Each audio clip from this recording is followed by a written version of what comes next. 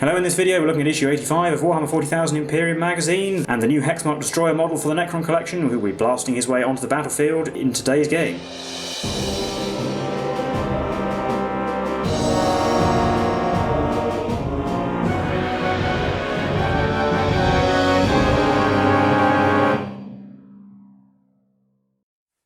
Hello, I'm Will, this is Mike, we're the Tabletop Donkeys. Hello. And today we're looking at issue 85 of Warhammer 40,000 Imperium magazine. So in this issue we got a Hexmark Destroyer miniature for the Necrons. That will be seen in our game, which you can skip to using the chapter bars or the time code in the description below if you want to, but we'll have a look through the issue first. First we learn about Hexmark Destroyers. It looks a bit similar to the Scorpic Destroyers, but this one is armed with 6 Enmitic Disintegrator pistols. The Hexmark Destroyers believing the precise application of firepower is the best way to destroy the living, and they're able to teleport in precisely and slaughter entire squads of enemies. And as his battle record as usual, so you can keep a record of kills. And we learn about Ezekiel, the Grand Master of the Librarians of the Dark Angels chapter, privileged with more secrets than any of the other librarians, including carrying the Book of Salvation, which contains the names of all the fallen that have been captured, written in their own blood. And then we have Samael, the Grand Master of the Raven Wing, that entire company of the Dark Angels devoted to hunting down the fallen. Like all the Raven Wing, he is tireless in their pursuit, and he gets the privilege of riding the jet bike Corvex. It's said that in the past the Space Marines could field entire squadrons of jet bikes, but there are only a few select examples left, including this one. Now we learn something about Tyranid invasions. The invasion of a planet begins with the arrival of the Tyranid hive ships in orbit, whereupon they begin to rain down nightmarish biological organisms onto the planet below. Sometimes Tyranid invasions are preceded by gene-stealer cult uprisings as well, as we learnt about before. And the initial waves quite often consist of numerous smaller organisms like the Termagants, Hormagaunts, and the gene-stealers, killing and devouring whatever they can find. And we learn about another sub-faction of the Eldari, the Inari. We've seen quite a bit about this before, especially in their connection with the Gathering Storm story and the resurrection of Primarch Guilliman. But in short, they're a faction that believes they can jumpstart the rise of Inayad, the Eldari god of the dead, circumventing a prophecy that said that all of them would have to die, trying to awaken him early. So it mentions here Ivrain, who we've learned quite a bit about before, the emissary of Inayad, her bodyguard the Vizarch, and the Incarn, the avatar of Inayad himself, and how they have united Eldari from across the different mutually antagonistic factions, although this has caused as much division among their species as it has unity. We have a short story now, where some Necrons led by a Cryptek are trying to plunder a Space Hulk, but unfortunately the humans have got there too. And so they end up having to fight against some of the elite Kazakin, the special forces of the Cadian regiments of the Astra Militarum. Now we have the build guide for the Hexmark Destroyer. Not too difficult to put together, but there are plenty of fragile cables to be careful of, so take care when snipping them off. And make sure you get all of the pistol arms correct, because there are 6 of them, and they all have a specific location they go. And the painting guide is just another big Necron, basically. So starting with Runord Brass, Abaddon Black Lead Belcher, Canoptic Ally, Cryptek Armor Shade Gloss, Non-Oil Reichland Flesh Shade and Administratum Grey for a lot of the work. Stormhouse Silver for some extreme highlights, and then Corax White and Tesseract Glow for all the glowy bits. And there's a bit of work to do on his base as well. And there he is finished. So you can already see his datasheet there. I'll hand you over to Mike to look at that and then go to our game.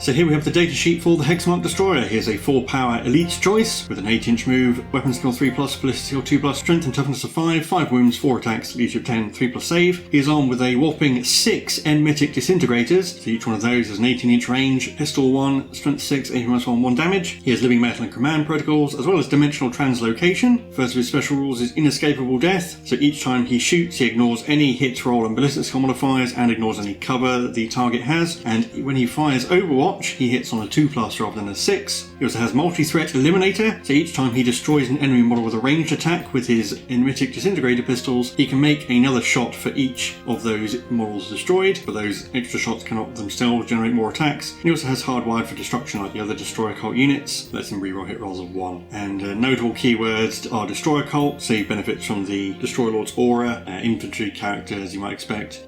And over the page we see tutorials for his 2 abilities. So you can see there, multi-threat eliminator. He's firing at these Skitarii and kills 4 of them. So you get to make 4 extra shots and kills another 2, and then he finishes all his shots. So if you're very lucky, you might be able to get 12 shots out of him. Then inescapable death. If he's charged, you can fire Overwatch and hit on 2s. And that will also activate multi-threat eliminator if he kills any models during that Overwatch. So he puts out an impressive amount of firepower for a single model.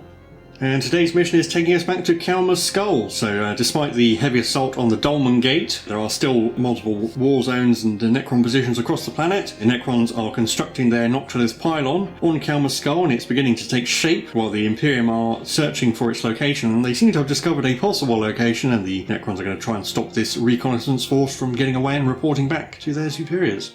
And today's mission is scouting the black site, a 75 power game. We've got our 4 battle mats set out, 8-inch deployment zones from the short hinges, and then 6 objectives set up in a rectangle around the centre of the battlefield. Our objectives are capture and control as usual, 10 victory points for 1 objective, 10 for 2 or more, 10 for more than your opponent. And then for secondary objectives, the Imperium player must pick the Auspex upload objective. So each time an Imperium unit completes the Auspex upload action, they score 5 victory points. 1 unit from the Imperium player's army can perform the action at the end of the Imperium player's movement phase. If it's within range of an objective marker and no enemy units are within range of the objective marker, the action is completed at the end of your next command phase, as long as the unit performing it is still within range, and the action can only be performed on each objective marker once. So that should be fairly simple. I'll show you our armies and get the board set up and get straight into it. So here's my Imperium force, going for a mixture of all 3 factions. I've got the usual AdMech contingent on the left with the Dominus, the Rangers and the Catapult Destroyers. The Dominus is going to be of the Artisan Holy Order. Got Marines in the middle with Kjalma, who will be my Warlord, the Victrix Guard, unit of Infiltrators, a unit of Eliminators, the Suppressors and the Outriders, and then the Sisters contingent with the Canoness, Battle Sisters and the Paragon Warsuits. The Canoness is going to have the Emperor's Grace, Blessing of the Faithful, and she's also going to be carrying the Sword of St. Martius. It's a power sword that's damaged 3 essentially. And here we have the Necrons guarding the black site. A little bit different today, we don't have a noble leading the army because this is a building site, not a war zone, there are interlopers in it. So there's a Technomancer who's obviously in charge of the operation, but a load of destroyers have turned up and demanded to be in charge. So the Scorpet Lord will be my Warlord, he'll have the Enduring Will for -1 damage. And we've also got the new Hexmark Destroyer, accompanied by the usual 3 troops units, plus 3 Scorpet Destroyers with Counter Plasma Sights, the Locust Heavy Destroyer, so we've got all the destroyers, 5 Death Marks, 2 units of 3 Scarab Swarms, the Counter Spider, the Counter Reanimator, Counter Wraiths, Tomb Blades, and a Triarch Stalker, because the Silent King has to leave someone to make sure everything's going as planned. No Cryptic Arcana, and then for my campaign reward, I'll pick the one that lets me re-roll up to 3 advance rolls during the game. So here we are deployed and set up. I chose to be the defender, so I picked the left-hand deployment zone. We had an 8-inch deployment zone either side. You can see all the terrain set up. It's as you'd expect. We have got some extra pieces. We have some of that 3D printed Necron terrain that Will has. And we're using the old mat in the middle to represent the Noctilith Pyre mid-construction. And we have some of these servo haulers from Conquest. I'm just going to consider all of that barricades for the purposes of terrain, except for those 2 in the middle, the tombs thing, and that standing pillar on the Necron-y terrain. Those are going to be inspiring for the Necrons as well. So for my deployment, I've got the Battle Sisters and the Canoness down here on the southern end of the board near Objective 4. Got the AdMech and a chunk of the Marines in the middle, so that's Kjalma, the Victrix Guard, the Suppressors and all the AdMech, and the Outriders out there at the top of the board. I have the Paragon Warsuits in strategic reserves because of the multi-melters. Then I have the Infiltrators deployed ahead near Objective 2, going to take a risk and help them do the action. And then I have the Eliminators down here in the ruin by Objective 4. And so you can see all of the Necrons here, including the strategic reserves. So stuff on the board first, from the left, up at the top there's 1 unit of Scarabs, the Spider and the Wraiths. Moving towards the middle is the unit Warriors with Gauss Flayers, with the Triarch Stalker behind them. The bulk of the force in the middle, there's the Immortals, the Death Marks, the Reanimator, the Technomancer with 2 Crypto Thralls, the Heavy Destroyer and the Tomb Blades, and then down at the bottom is the other unit of Scarabs. In strategic reserves I have the Destroyer Lord, the Scorpet Destroyers and the unit Warriors with Gauss Reapers, costing me 2 command points for all of that. And Dimensional Translocation is the Hexmark Destroyer and the Plasma Sight. And my Sacred Rite's going to be the Passion for the exploding 6s of melee attacks. And my secondary objective has to be the one in the mission, which is Auspex Upload, so I have to do actions on the objectives and get 5 victory points each. Whereas I'm going to take Raise the Banners, because I think it's actually the most reliable way to try and match the number of victory points the Imperium can get from secondary. I'm starting with 12 command points, because it's all 12 base, I get 2 from Kjalma, but I spent 2 for strategic reserves, while the Necrons get 10. So rolling off for the first turn. I won the roll-off, I will choose to go first. So Imperium, turn 1. No command protocols because there's no noble, but I get a miracle dice which is a 5. I'm not going to choose any canticles or doctrinaries because there's no need really. In the command phase, Kjalma's chapter master abilities going on the suppressors, and then the canoness's rod will go on the sisters, I suppose. Showing my movement at the top of the board. So the Skitarii Rangers actually made their 3-inch ranger move and then moved normally in their turn to get on objective 1. The Outriders coming along with them. Infiltrators are going to stay where they are. They're going to do the action. Bit risky, they'll get an awful lot of return fire, but if I can complete it on objective 2, I should be able to complete it fairly easily in the next turns. The suppressors hopped up on that building, so they're in range of things. Kjalma and the Victor's Guard ran. The Dominus and the Cataphrons, can't quite see the Dominus, but he's behind the building, following along behind the Skitarii. Down here, the Battle Sisters and the Canoness moved up to take objective 4, and the Eliminators are going to stay where they are to do some shooting. Start shooting with the Eliminators. They're actually going to put some shots into the death marks. Going to use the mortis rounds. 3 shots on 2s. Well, they're a long way away. We got 1 hit. Wounds on a 4. No. Next, the Suppressors hopefully can do better. They're going to take some shots at the Wraith, see if I can pick at least one of them off. So we have 9 shots hitting on 4s because they moved, but rerolling everything because of Kjalma. It's ridiculous. So 9 hits, wounding on 3s. 7 wounds. 4+ invulnerable saves, Devastator Doctrine. We failed 5. I will reroll 1 because it will mean we'll have an undamaged Wraith if I succeed. No, I still failed, so 1 is left on 1 wound. The only shooting I have left is the Skitarii Sniper. He'll just put a shot into those warriors in the middle, I suppose. Sniper hit and wounded, but the pipe saved the Necron warrior. And that's going to be it, I think. I haven't got anything left in range, and we'll be on to Necrons turn 1. In my command phase, the reanimation beam went on the Immortals, and then we've moved out, so Scarabs down here advancing, Tomb Blades moving normally. Deathmarks advance to get some of themselves on the roof. The Crypto Thrall's moving up, and the one is in range of objective 6 will start to raise the banner on it. The other one's the other side of the walls, you can't really see it. Reanimator's still hiding behind the building. The Immortals advance forwards. Heavy Destroyer's behind the wall. Technomancer's moved, so he's within range of the warriors over there, which moved out normally, and they're going to start to raise the banner on objective 3. The Triarch Stalker will move forward slightly. The remaining Wraith is going to hide behind that Hemodrip reactor until it's fully repaired. The other Scarabs moved out, and I used one of my free advanced rerolls to reroll their advanced roll, and the Spider is following them.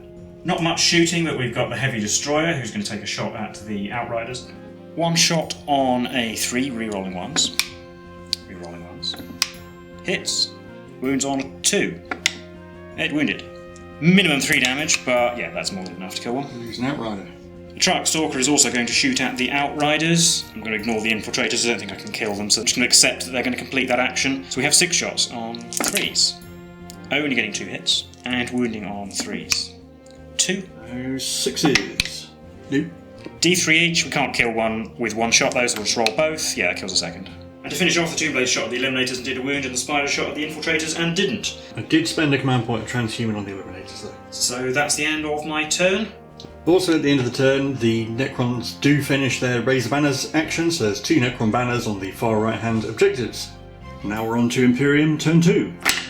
So I gained another Miracle Dice, which was a 6. We go to the Tactical Doctrine. I will choose Shroud Song to be my active canticle. Not going to choose a Doctrine now. Spending 2 command points for Data Bless Auto Summon to put Benediction of the Omnissiah on the Cataphrons. Kjalma's thing went on the Suppressors. And then at the end of the command phase, I finished the action on objective 2, and I hold 3 objectives to the Necrons 2, so I gain a total of 35 victory points. And then movement. Infiltrators moved into the building, got to shoot at those Scarabs. The Skitarii moved up normally, as did the Cataphrons and the Dominus. The Outriders reversed back behind that box, also we have him do the action next turn.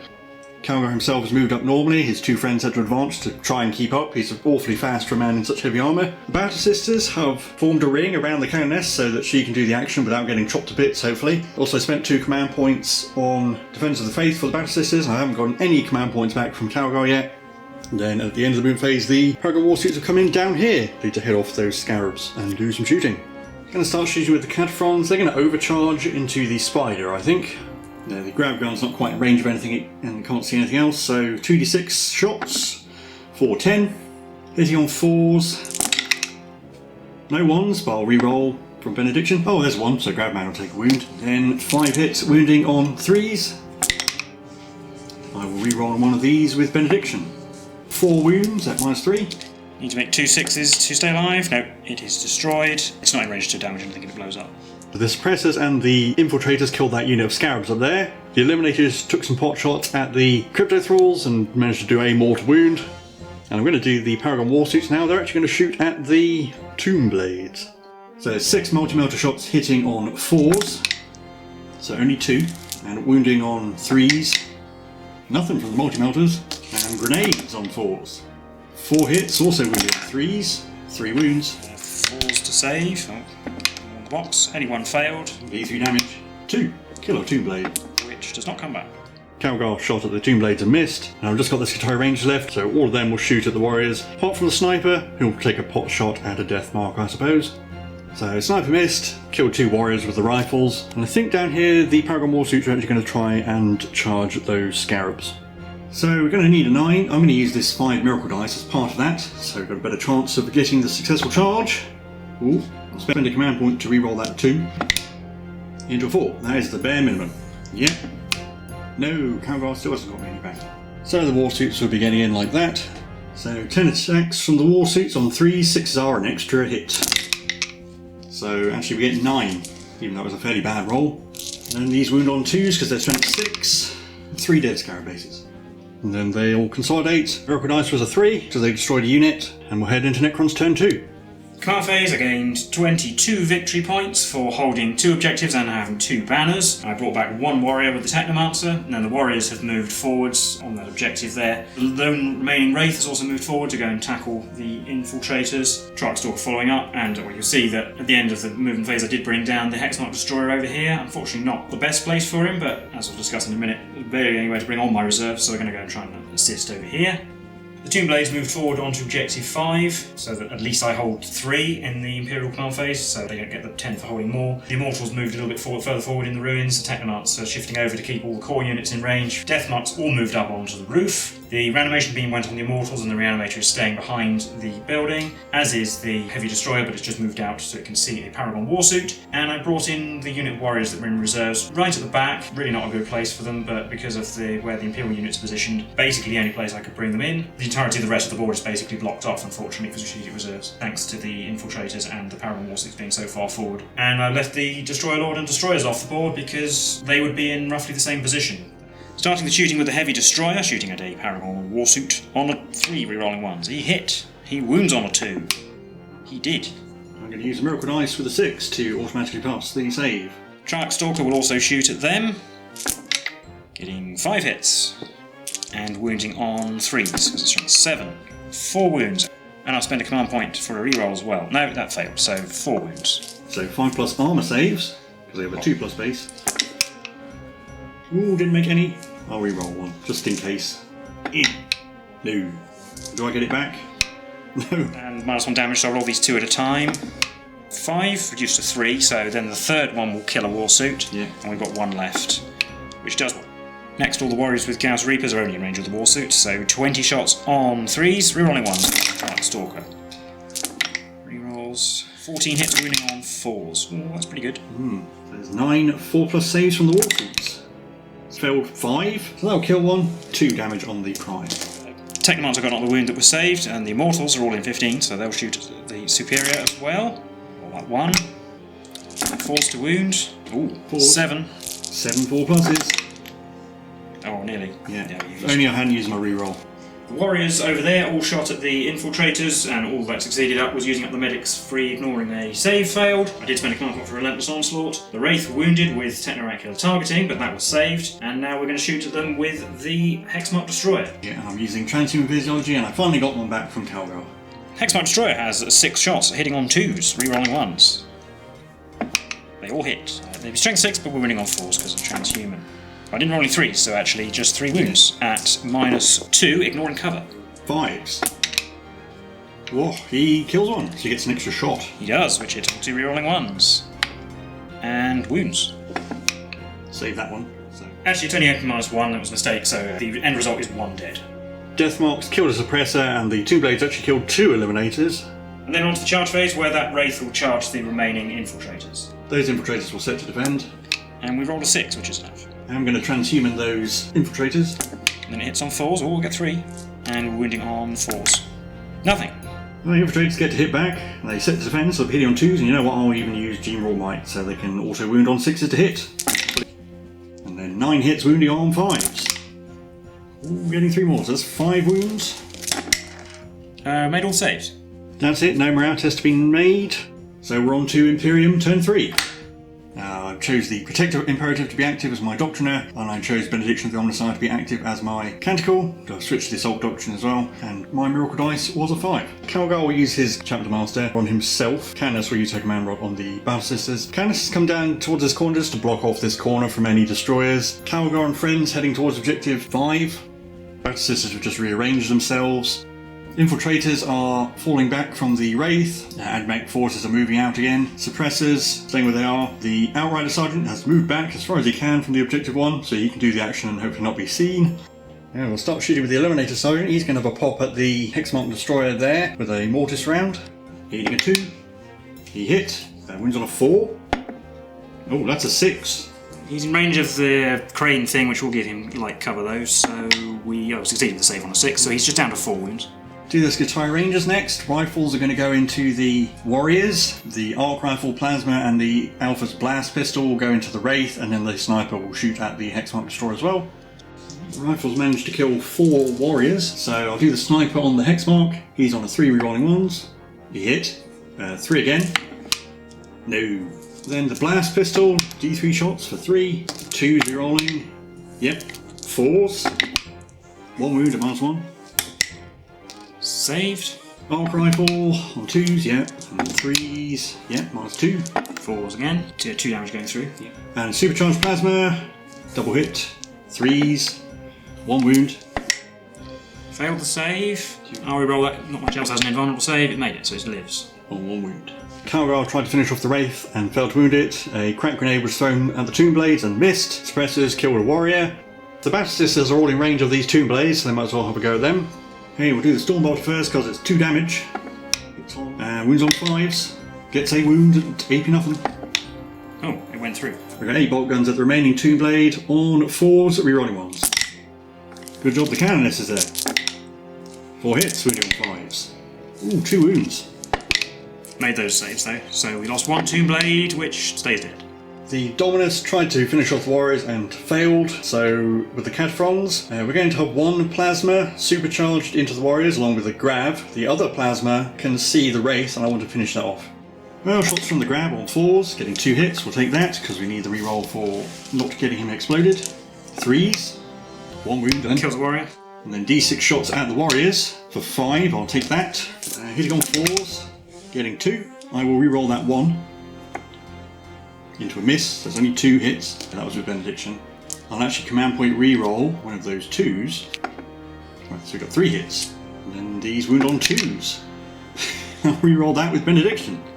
Yay! They're all dead. At last. So I didn't get the command point back, and then finally D6 shots at the Wraith. 4 on 4s, getting 1. Wounds on 3, it does not. Finally we're on the charge phase where Kjalma will charge first into that bike. So Kjalma gets in and his 2 friends come with him. So pick Kjalma to go first. He's got 7 attacks because he charged on 2s, re-rolling because of his ability. Yeah, there's 3 1s in there. Good job he can re-roll. 7 hits, wounding on 3s. That's 5 wounds at -4. This one has the 5+ invulnerable save though. Well, actually it made 3 of them, but yeah, it's dead. But that'll be it. I'm just going to leave them there hiding behind that pink cargo container. Does get me control of Objective 5. We'll head into Necron's turn 3. But I'll concede here because I'm going to get another 22 victory points for 44. But the Imperium are going to complete that action. I've not really got any way of stopping it, and get another 20 at least. So that'll be 85, and then another 20 in their last turn. No way I can get them down to 1 objective, so there'll be 105. The destroyers coming in isn't going to help. They can charge Kjalma and probably bounce off, but stand around and get shot then anyway. And they'll be on objective 5, which isn't going to help matters. Probably can't take my objectives, so I'll get another 44 for 88, and then another 2 at the end of the game for Bama's raise. Yeah. So it will be an Imperial victory on victory points regardless of what happens. But just for fun, we're going to shoot the Hexmark Destroyer at the Skitarii Rangers to see what he can do against them. Because this is probably what he'd be shooting at anyway, so he's going to have 6 shots. Hitting on 2s, re-rolling, they all hit. And wounding on 2s. Yeah. He got 5 wounds. Yeah. So 5+ armour saves. I made 1. Yeah. So killing 4 would get him another 4 shots. Re-rolling. And 2s again. Oh, I only got 2 more wounds.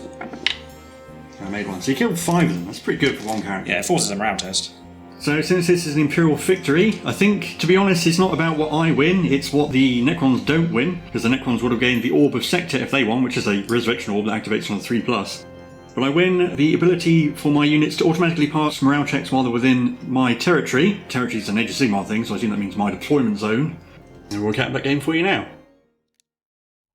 So that was the game for issue 85 of Warhammer 40,000 Imperium magazine. How do you think that went? Basically how I expected. It's another game where we started on the short edges, a really long way apart from each other, and you just shot all my units that would have been able to do anything before they could do anything. But also, me going first actually sort of compounded your problems. I was basically able to keep you in your third of the board and just shot at anything that was fast and all got near me. Yeah, and even though you had a decent force left, it was all stuck on one objective, and it probably wasn't going to be able to shift me off my 2 home objectives by the end. Yeah, if I'd gone first, I would have been a lot further forward, and I would have been able to stop you bringing in your reserves. You still would have had those infiltrators in an annoying place, but they probably would have got charged by, well, at least one wraith that was left. Although, to be fair, I think I didn't do much shooting in my first turn, so if you had gone first, I probably would have been in range by then. Yeah, that's true. I might have got in range of the rangers and stuff, so it still might not have gone so well. I was keeping some of my forces back a bit to stop you coming in behind me as well. And if you had deployed the destroyers earlier, I would have felt confident to move out earlier, so I probably would have had more models towards the middle of the board. And I don't think having to deploy the Paragon Warsuits further back would have been too bad for me. I would have just used them defensively. Yeah, the Paragon Warsuits did their job. They only killed a Tomb Blade and 3 Scarab bases, but just by being there and forcing me to shoot my entire army at them, they kept me from advancing on Objective 5, which is where Kjalma was able to go and stand. And I would never have been able to get rid of him because he's basically indestructible. The fact that I got a turn's worth of having more objectives than you as well. Yeah, unfortunately, in games like this where we start so far apart, you have forward deploying units, you can take more objectives than I can at the start of the game, and so get a leading victory point straight away, and also by doing the action. And because I was so far away, I couldn't get enough in range to shoot at them. Yeah, it might have been a mistake to put all those destroyers in strategic reserves, because it meant you just going first were then able to block off the whole board, especially with the infiltrators. But on the other hand, if they'd been on the board, they would have just been a nice juicy target for shooting anyway, so I don't know. It's sure, you might have shot them and not something else, but... yeah, I mean, I probably would have manoeuvred around to shoot at them, but still. I suppose I also technically hobbled myself by not bringing in a noble, so I didn't have command protocols, but the command barge and the overlord are quite expensive, so I got another unit out of it. What I did feel the loss of, actually, though, was my will be done and the extra movement from Relentless March. That actually might have been quite handy. Even the Royal Warden with an extra inch of movement on the core infantry would have been helpful, actually. We did get to see what the Hexmark Destroyer can do a little bit. He's a really good infantry killer. Yeah, he's basically amazing at killing the Battle Sisters and the Scutari. Doesn't do too well against Marines, because you don't get the most out of him because they have 2 wounds. Yeah. Ignoring cover is helpful. It actually make him quite good against the Eliminators, because no benefit from their camo cloaks. But yeah, he obviously getting extra shots for killing models is best against 1 wound models. Yeah, and the fact that he overwatches on 2s as well, and that triggers his extra shootability. Pretty dangerous to charge, except maybe with characters. Having an 18-inch range does mean that you don't have to get him super close either. He can be amongst your battle line and just be an extra item of shooting. Yeah, he has about as much firepower as a medium-sized unit anyway. Yeah, and he'd be pretty annoying if you got him in my back line, because I can't exactly charge him to get rid of him, even though he's not good in melee. And he's pretty self-sufficient as well with rerolling ones to hit. And obviously he's a character, so he'll benefit from any command protocols as well. Yeah, and give an aura of command protocols, so he can actually come in with a reserve force and give them command protocols, which I may well try and make use of in future. Also, if you're not careful, of course, you can come in behind a character and be closest to them and actually have a decent chance of doing quite a lot of damage to a character. Yeah. So, quite a fun character rules-wise. It's nice to get another interesting thing for the Necrons. Yeah, he is pretty unique amongst the Necrons as well, because having like a gunslinger character is a bit odd. He's like a gunslinger, but sort of turned up to 11, because he's got 6 arms and 6 pistols, because he's a robot, so he can do that. And I like every part of the model except the big kind of energy globe on his back, because to me it just looks like a light bulb. And so unfortunately it kind of spoils the whole thing for me that he looks like he's walking around with a big light bulb on his back. It depends how it's painted. In the magazine, I think the scheme for them, honestly, is not very good, because there's far too much Tesseract glow and he looks very bright and yellow. The rest of him, I like. He certainly fits into the creepy robot end of the Necrons. That's the good bit. More creepy robots, please. And he's another destroyer unit, and I like destroyers as in general lore and appearance. And once again, he's great value for money as well, because he's another 25-point character for £9 if you buy this magazine. Yeah.